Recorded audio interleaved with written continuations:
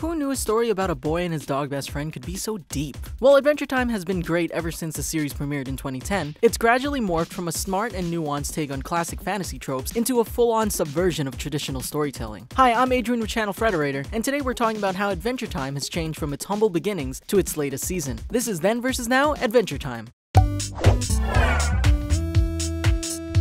Finn. Few aspects of Adventure Time have changed as much as its leading man. Leading boy? Leading boy who's gradually become a man at heart? Whatever his emotional age may be, Finn the human has changed in a big way since the start of the series. What's most immediately noticeable, revisiting episodes from the show's first season, is Finn's voice. Jeremy Shada, who's the voice of Finn, got the job at age 13. 7 years later, and while Finn has only aged 4 years, going from 12 to now 16 as the series progressed, the character essentially went through puberty along with Shada, with voice cracks and everything. Pretty realistic. The Finn of today now has a noticeably deeper voice than the Finn of the show's early days. Along with a more mature voice, Finn has also developed a more mature personality. According to Adam Muto, Adventure Time's current showrunner, the Finn of the first few seasons saw things in mostly black and white, or good guy and bad guy terms. As we'll get into shortly, the show ultimately doesn't have very many full-on bad guys, and as it progressed, Finn learned to see the changes in the people around him. For example, in the episode Don't Look, Finn acquires magic eyes with the ability to view people as he truly sees them. Thus, when he views the Ice King, he doesn't see the nuisance he was in the early season, but rather the tragic Simon Petrikov that he is. This shows Finn has matured and sees the humanity in even the most obnoxious resident of Ooo. Again, more on that later. Finn's relationships. Mirroring the show's progression, Finn's relationships with other characters have gone from subtly nuanced to,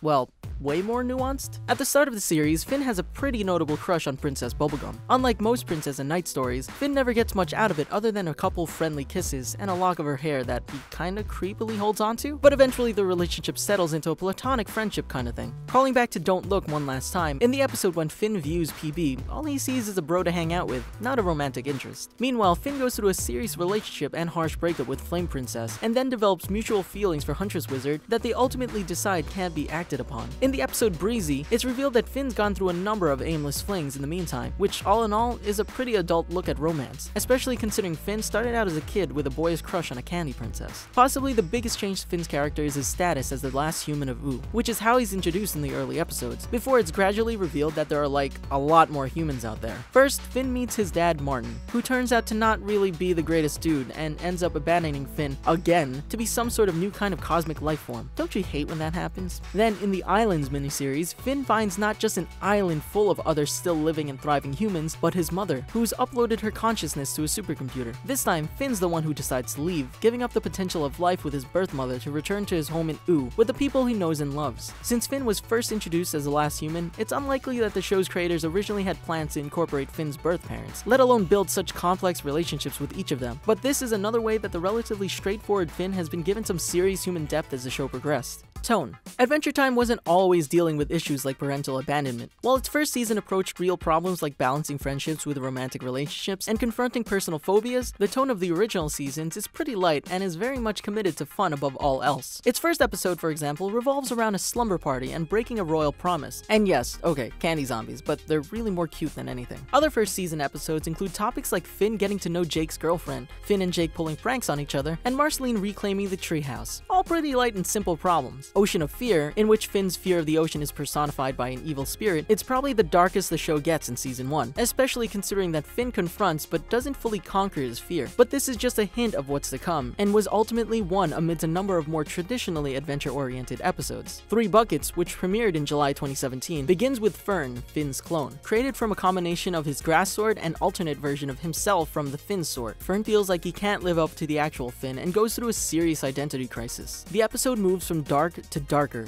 as Fern takes a heel turn and traps Finn in a big ziggurat structure, causing Finn to retaliate. Spoiler alert, and I really mean it. If you haven't seen it, just skip forward a bit. In the end, Finn reduces Fern from a being of grass into a pile of grass. Finn returns home to Jake, shaken and in tears. Yep, Adventure Time's now dealing with murder, and not of obviously evil monsters. While the act could be seen as something more symbolic of cutting ties with toxic people, or literally being at war with yourself, Finn's emotional reaction is very clear, that he's never taken a not pure evil life before, before, and now has to deal with the consequences of his actions. There's just a certain finality to it, right? Okay, maybe not the best time for jokes. Given that the shows had Finn deal with sacrificing his own happiness, phantom limb syndrome, and serious depression, this turn felt like a natural progression of the series rather than a shift. It's easy to forget sometimes that the show is about a post-apocalyptic future, which is a testament to just how dark the show's gotten since the days when an evil Heartman was the biggest threat to Ooo. Villains. Anybody with a passing familiarity with Adventure Time knows that the Ice King was initially the show's big bad guy, along with the Lich. Though he wasn't all that evil, and maybe could have been friends with Finn and Jake if he weren't so obnoxious and capturing princesses all the time. He was an antagonist nonetheless, with multiple episodes devoted to Finn and Jake putting a stop to his villainous schemes. Then Simon and Marcy in Season 5 changed everything. The episode, which flashes back to about 1,000 years in the past, reveals that the Ice King was one Simon Petrikov, a scientist caring for the young Marceline in a much more apocalyptic version of Ooo. It shows that he first wore the crown that ended up turning him into the Ice King in order to keep Marceline safe. Since that reveal, the Ice King's become more of a frenemy, and sometimes just an annoying friend to Finn and Jake. Ultimately, none of the show's villains are safe from the show's aggressive humanization in the long run. The Lich, which is basically a pure embodiment of evil, ends up being transformed into a big-horned baby named Sweet Pea. Though he's haunted by thoughts of the evil Lich, in the recent episode Whispers, Sweet Pea resists the temptation of an alternate reality version of the Lich, ultimately completing his transformation into a bona fide good guy. Even pure evil got the chance to redeem itself, and redeem itself it did. The way the show treats its villains now is a far cry from its beginnings with Evil Heartman. Seriously, you can't forget that Ricardio the Heart Guy was an actual thing that happened. Episode Protagonists. The show's full title is Adventure Time with Finn and Jake, so it's really no surprise that the show's format began by chronicling, well, the adventures of Finn and Jake. But even that most basic premise fell by the wayside, with full episodes and in some cases, multiple episodes in a row focusing on other characters entirely. Season 8 had the episode Jelly Beans Have Power, which chronicles Princess Bubblegum trying to get in touch with newly awakened candy powers. The episode High Strangeness is totally out there and explores how Tree Trunks had a fling with a space alien. Yes,